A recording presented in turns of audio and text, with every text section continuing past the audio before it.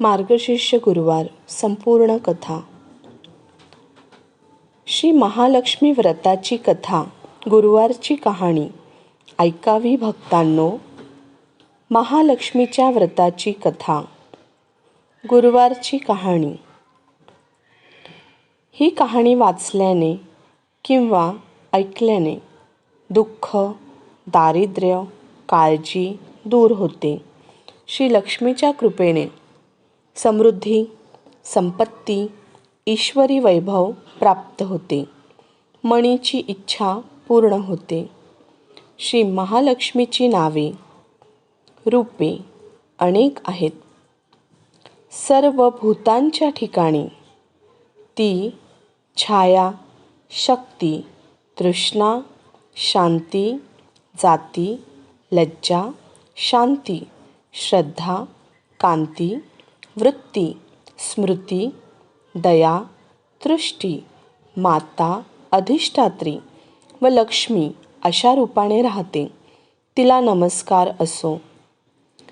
कैलासावर पार्वती, क्षीरसमुद्रात सिंधुकन्या, स्वर्गात महालक्ष्मी, भूलोकी लक्ष्मी, ब्रह्मलोकी सावित्री, गोलोकी राधिका, वृंदावनी रासेश्वरी, चंदनवनी चंद्रा, चंपकवनी गिरिजा, पद्मिनी पद्मा, मालतीवनी मालती,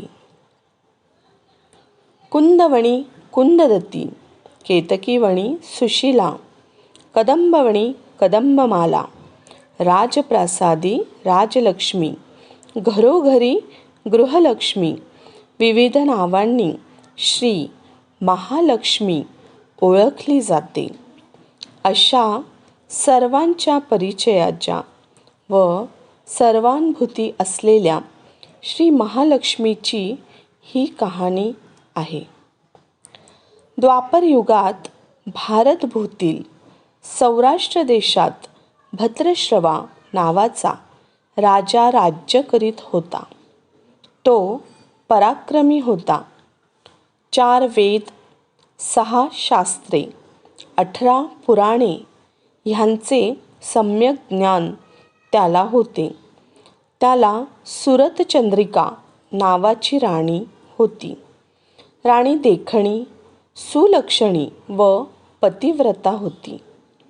त्या दोघांना 7 पुत्र व त्यांच्या पाठीवर 1 कन्या झाली.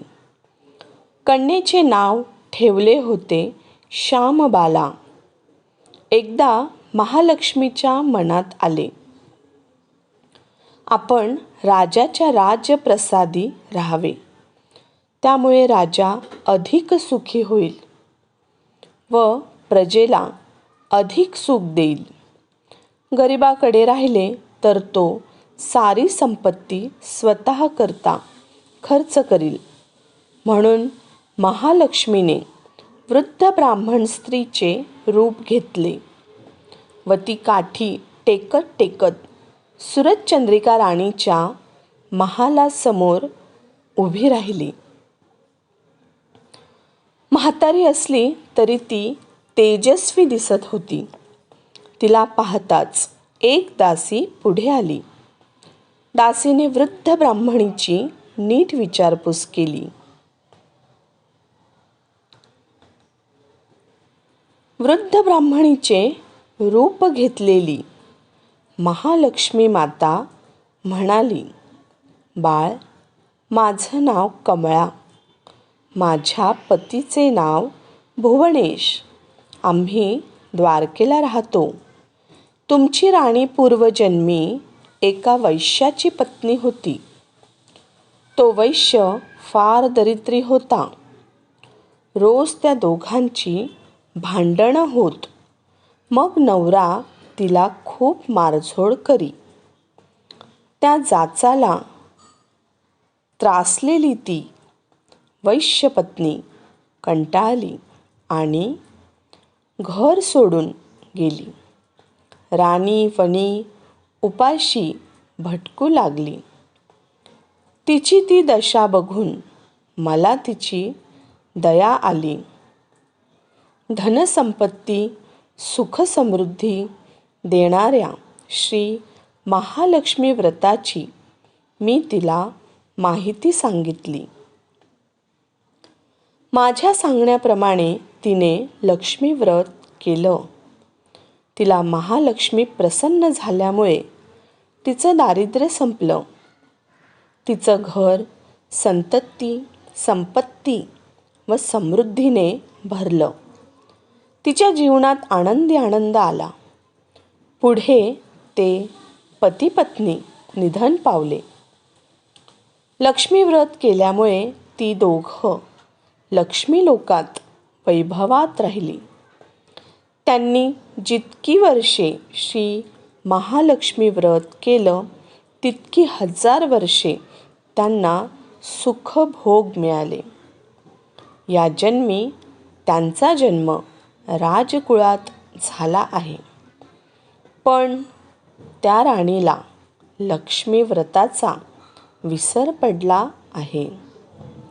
त्याची आठवण करून देण्यासाठी मी मुद्दाम आले आहे. वृद्धेचे बोलणे ऐकून दासीच्या मनात जिज्ञासा उत्पन्न झाली. तिने वृद्धेला नमस्कार केला व म्हणाली, माताजी, मला त्या व्रताची माहिती, पूजा, विधी सांगा. वृद्धेच्या रूपातील महालक्ष्मीने दासीला लक्ष्मी व्रताची माहिती दिली व महिमा सांगितला. मग ती दासी त्या वृद्धेचे उपकार मानून तिला नमस्कार करून राणीला निरोप सांगण्यासाठी अंतःपुरात गेली. राजवैभवात लोळणाऱ्या त्या राणीला आपल्या ऐश्वर्याचा फार गर्व झाला होता. संपत्तीमुळे व सत्तेमुळे ती उन्मत्त झाली होती. म्हातारीचा निरोप ऐकून ती रागारागाने व तावातावाने आली आणि त्या वृद्ध ब्राह्मण स्त्रीला फटकळपणे बोलली. तिला धक्काबुक्की केली.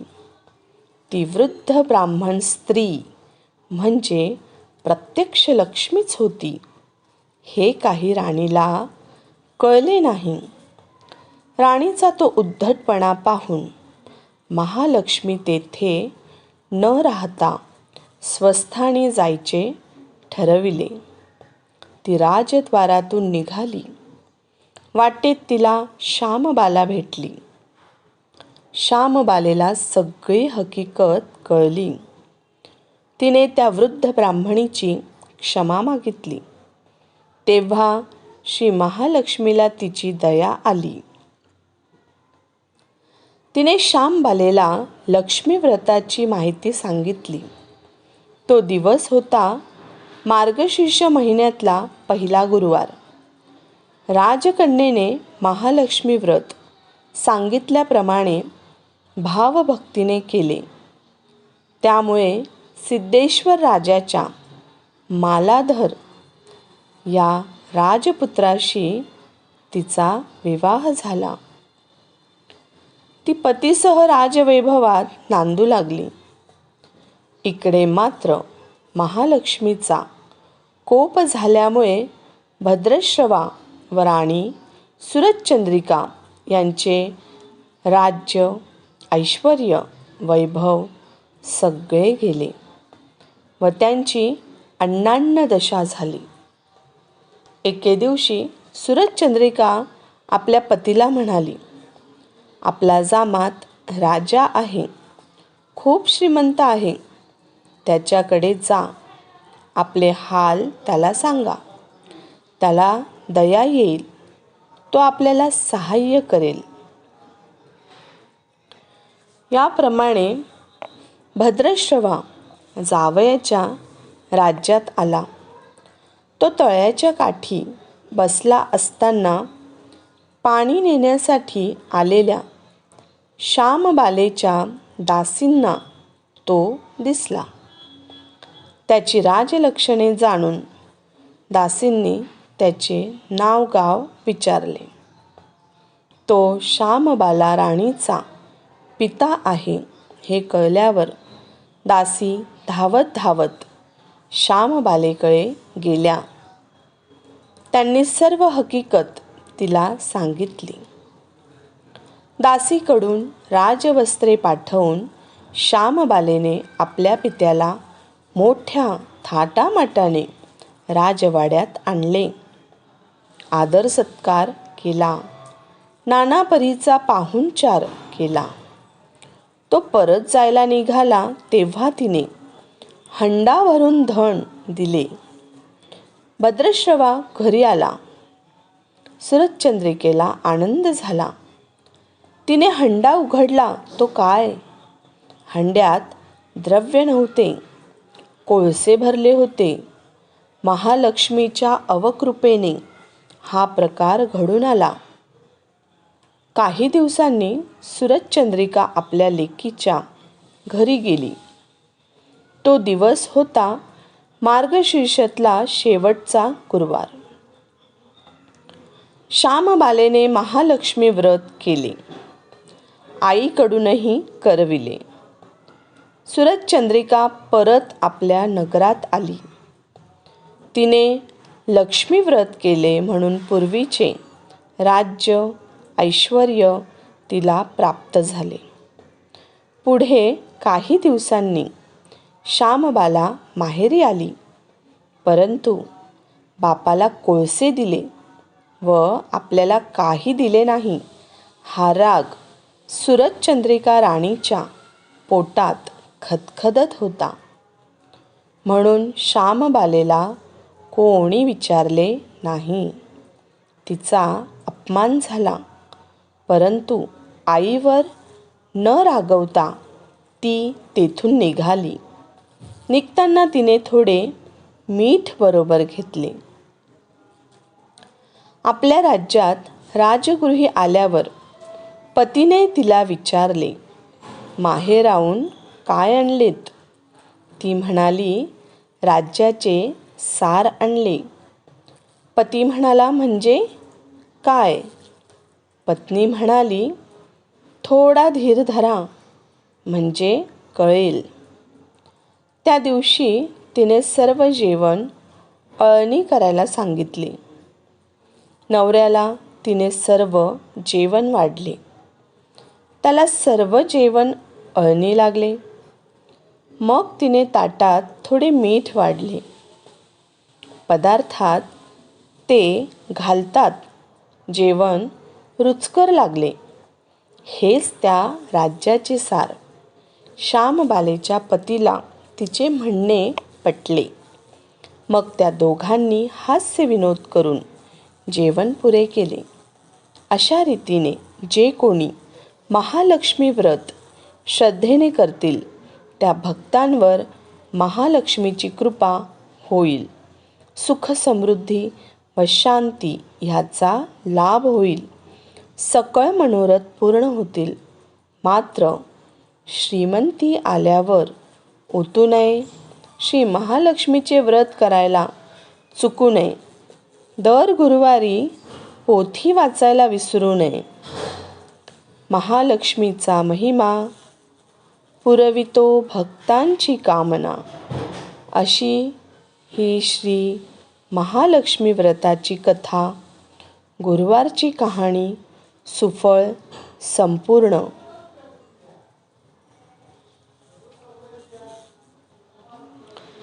ओम श्री महालक्ष्मी देव्ये नमः. ओम ह्रीं श्री लक्ष्मीभ्यो नमः.